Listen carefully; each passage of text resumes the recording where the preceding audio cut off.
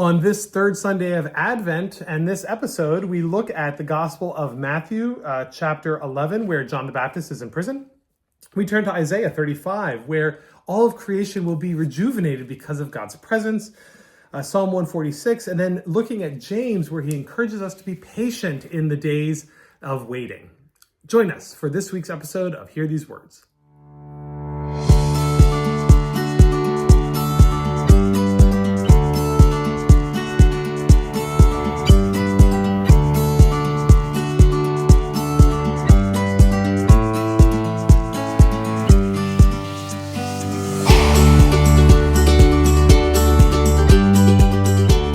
Okay, the magic of editing. If you're listening to us, we just brought out an Advent wreath. Father Cook clearly is the one who's our prop master on the other two episodes. So we have our Advent wreath, and Alex, do you want to light our three candles? I'd be happy to. 1, 2, 3. Very nice. Podcast by candlelight. Excellent. Beautiful. Excellent. Helps our lighting. Yes, that's good. A little glow. Well, happy Advent. Thank you. Yes, You we've been talking about this season of preparation. Mm-hmm. We're talking about the coming of Jesus, both the first coming with him coming in the manger as a baby, and then Advent also kind of looks forward to the second coming, right? So when he will come back, and to do that, we've been in first Advent and then moving on to second, now third. It kind of becomes more and more specific from very broad cosmic themes to very specific themes like John the Baptist, who we're going to look at today. Yes. So, any Advent, just general Advent thoughts on your part before we jump into the readings? I'm pretty entrenched in the readings, but I love Advent. I think it's just a wonderful contemplative time for me. Yep. So I'm happy to be here. Good. Yeah. Great. Yeah. Matthew 11, 2 through 11. It is our second week of John the Baptist. And John is actually in prison. Mm-hmm. So John is in prison. John, as I mentioned last week, John gets kicked out of Jerusalem. Mm-hmm. He doesn't live in the wilderness because he's like a nature lover. Mm-hmm. Because he's so aggressive and offensive to the religious authorities. Right. Then he goes after Herod, and that gets him thrown in prison out of the wilderness. Mm-hmm. And when he hears what Jesus is doing, he sends word and says, basically to Jesus, "Are you the one who we were waiting for?" Like, is it? There's a little bit of like, I don't want to call it doubt, but he wants to confirm that he's the one. And then Jesus, gets the message, and he basically says, what did you go out there to see? Like, what you did see was even more than a prophet. You saw John the Baptist, the one about whom it was written, "See, I am sending my messenger ahead of you." Mm-hmm. And then Jesus says, "Truly I tell you, among those born of women, no one has arisen greater than John the Baptist, yet the least in the kingdom of heaven are greater than he." So Jesus both confirms for John what he was asking, but he also then goes and expands that to include everyone. Yes. Yeah. He, too, I think we should remind ourselves that John the Baptist was about as countercultural as you can get for the time, right? So if you think of San Francisco in the 1960s, right? I mean, it was like that, but it was this one guy, and literally like putting people in the river, baptizing them, and an aggressive guy. An aggressive guy. And so for Jesus to point to this guy itself was also very countercultural and challenging empire, because he was validating someone that empire had fully rejected and was a threat to empire. Right. And so, and in John, the Gospel of John, there's a lot of times that Jesus refers to John the Baptist as the light. Yes. And that he is the light preceding the light. And so I think of that as we sit here by candlelight, but I love when he says, Jesus began to speak to the crowds about John. "What then did you go out to see? Someone dressed in soft robes? Look, those who wear soft robes and are in royal places. What then did you go out to see? Yes, a prophet." So here's the thing. They were expecting someone beautifully attired. And there's John the Baptist camel's hair, literally eating locusts, 100%, and absolutely, somewhat, unclothed. Right. This was shocking to the system. I mean, this is a moment, and then I love it at the end when he says, he's the greatest human ever born, basically. But he's the least of the people in heaven. Right. And that is right what we have to look forward to. So yeah. I love the idea of John being countercultural. And I love how that puts at some level pressure on Jesus. Yeah. Right? Because you could imagine, I don't know if you've ever had someone call you from jail. I've had someone call me from jail. I have. You're receiving a collect call from correctional Kennebec institution, Valley. right? Correctional institution. When you receive the call, you're like, yeah. I did go to law school and was in criminal law briefly. Yes. As a so clerk. and I've gotten calls from I'm sure people and roommates and parishioners and stuff like that. Yeah. So it's just that in and of itself is striking. Imagine then that this person is sending a message to you to ask this question, and basically in front of everyone you've got to either validate that or not. I mean, it's like, I don't need, even if it's positive, I don't really need someone from prison saying, hey, aren't you're the best, I love you, and you're like, you're in prison, like this isn't validating. No, this isn't helping the cause especially of all right, exactly. So but Jesus embraces them. He does. No, he embraces them, and right. And I think, and I love this idea that, that John is at the top of his kind of spiritual game, and yet he's really in the kingdom at the bottom, right? And that all of us have this ability to exceed him in terms of our own spirit. We do. Yeah. The least of these. The least of these. Good. Click that. Thank you. Okay. We're okay. Yeah. Now, Isaiah 35, 1 through 10. Yes. Okay with that? Yes. The wilderness and the dry land shall be glad. The desert shall rejoice and blossom. Like the crocus, it shall blossom abundantly and rejoice with joy. Kind of on this goes, strengthen the weak hands and make firm the feeble knees. Say to those who are fearful heart, be strong and do not fear. It goes on and on. The eyes of the blind shall be opened, the ears of the deaf unstopped. The lame shall leap like a deer, and the tongue of the speech will sing for joy. For waters shall break forth in the wilderness and streams in the desert. A highway shall be there, and it shall be called the Holy Way. The unclean shall not travel on it, but it shall be for God's people. I think it's a really kind of profound vision that is both in terms of our own individual experience, but also this corporate experience and our experience with the created nature, right? That all of these things are going to be affected and changed because of God's presence with us. Yeah, absolutely. I do want to pull out a little section here. Please. As the resident seminarian. Great. We've been dealing a lot with ableism in scripture, and this is a great example of ableism. So ableism is the assumption that being able to have all of our senses and physical abilities is better and more desired than what people call disabilities. And a lot of people of the disability community challenge that and say, why is it that cure for me who doesn't have sight is to have sight? I'm very happy sensing the world and living in the world as a blind person or a deaf person or a person without legs or whatever it may be. So the cures that are here where it says the eyes of the blind shall be unstopped and the tongue, and it ends with the tongue of speechless sing for joy.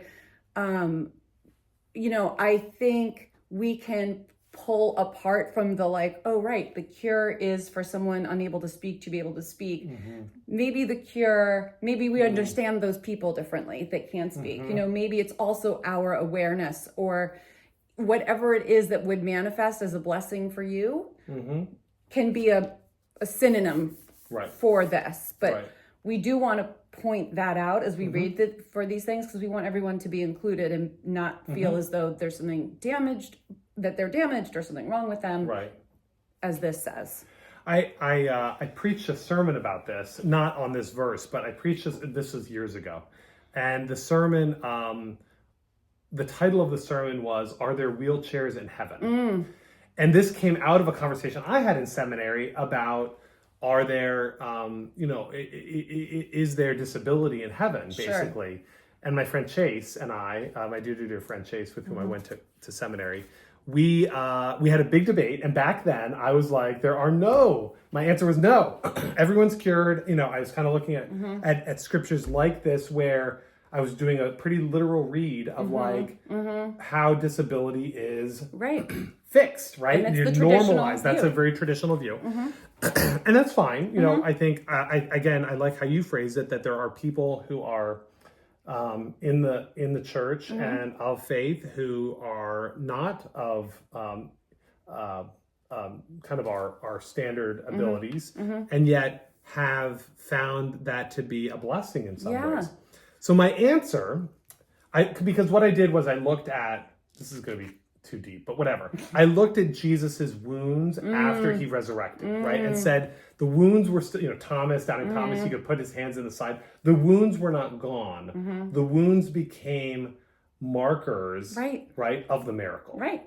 And so in resurrection, our wounds become markers of the miracle. Yeah. So my hypothesis, which is just like me hypothesizing, is that if you are in a wheelchair and you're winning marathons, you're winning races, and that becomes a great source of identity and pride, and you're able to that wheelchair becomes an identity of the miracle in your own life. Then I think that's with you in heaven. I mean, to the extent that that's a good thing. I think that in the same way that Jesus's wounds were with him.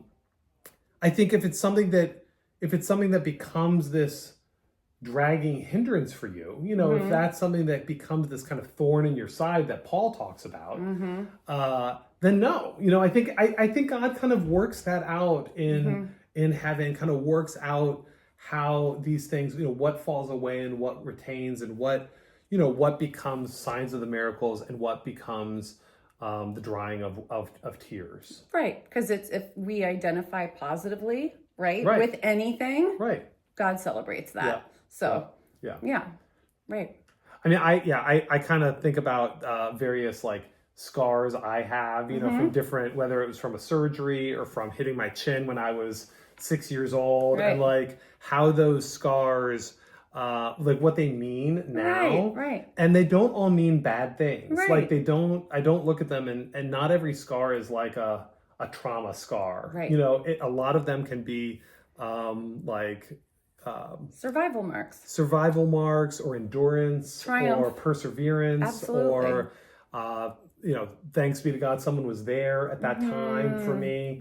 So I think they take on their own meaning, and I agree, and I love the idea of looking at this as the eyes of the blind shall be opened, and not limiting ourselves to that physical, literal interpretation. Exactly. Right? That when they see, they are able, and John does this, the Gospel of John does this a lot with the man who Jesus cured with the mud, who puts the mud over his eyes, and this idea that the man can't physically see, but spiritually he can see. And the Pharisees who can physically see cannot spiritually see. Right. And Jesus, and the Gospel of John, the writer of John, kind of plays with that dichotomy, that imagery, and inverts our expectations over and over and over again. That's John 9, 1 through 42. Hey! I just did a paper on it last week, so I'm not really the chapter and verse girl, but it's fresh. Take the win. I'll take it. I am a chapter and verse girl in John 9. I have to be fully honest.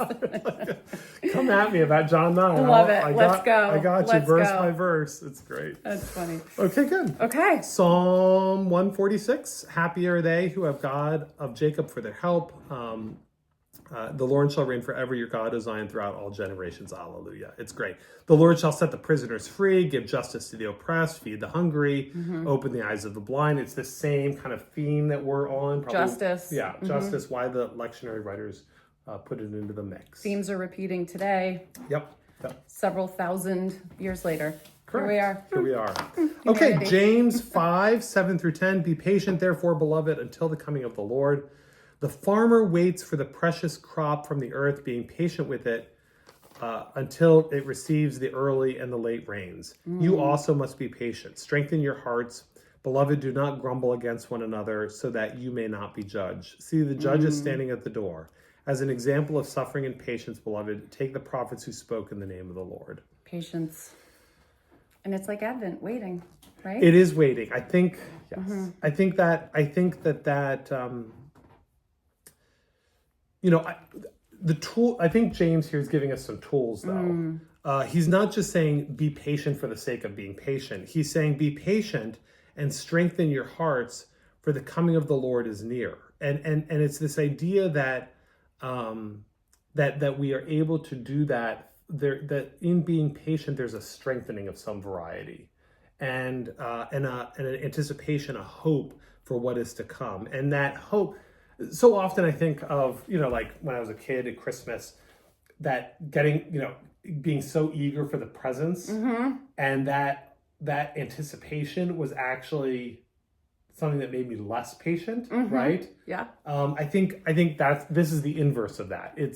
It's we know what's coming, and so therefore kind of dwell in that hope. Just be immersed in that hope, because once it comes, you don't need to hope anymore. It's already there, right? So how do we how do we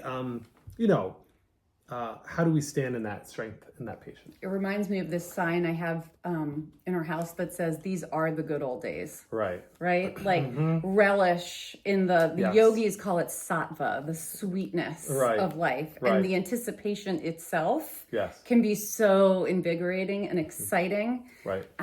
So roll around in that powdered sugar. Have you noticed as you've gotten older that time goes faster? Oh. Or does that? Yeah. It doesn't slow. You haven't had it slow down as you've gotten older? I'm going to be 50 in March. Are you kidding me? I'm on fast forward. No, please. Because when you look back, at least when I look back, it seems like my childhood and even my younger adult years, those were like slow years. Yes. Like they seem like especially they stretch out forever. And when am I getting to the next thing? And I think I was impatient during those years. And now that I'm 45, I feel like time just clips by really quickly. Yeah. Yeah. It gets fat. I was told by my father, who passed away at 90 6 months ago, that the older you get, the faster it goes. So get ready. I'm sure some of our 90-year-olds tuning in today will have that similar. I bet. Tell us when you see us. And I think that's where your sign and this verse from James is kind of helpful, because it's about sitting in that moment and allowing that hope to be kind of marinate in that hope for what is to come. And maybe in that way it slows time down. I think so. Yeah. The slowest place for me? What? The gym. I wouldn't know that place. Oh, you don't know that place? So I wouldn't know what you're talking about. Well, at the gym, time goes very, very, very, very slowly. That's why I stopped doing classes. I can't. I tell myself that. I'm like, this is a good thing that this hour feels like 5 hours. Yeah, that's why I can't do classes, because at least when I'm doing it on my own, on the rare occasion that happens, I can switch things. Classes. I give up. If I don't have a class and the social pressure to stay in the mix, I'm like, I think that's good. Yeah. I did 7 minutes of something. Yeah. I'm going to be done with this now. We should go to the gym together. We should podcast from the gym. Can you imagine? Our next reel. We should do it. There we go. All right. Well, thank you, Alex, for being here on this third Sunday of Advent, and thank you for tuning in. Whether you found us through a podcast or on YouTube, however you find and receive these words. We hope you'll join us for Sunday. It should be a great Sunday, whether you join us online or in person. It's always good to be together in worship of God. And now we hope that you feel a little more prepared to hear these words. We'll see you soon.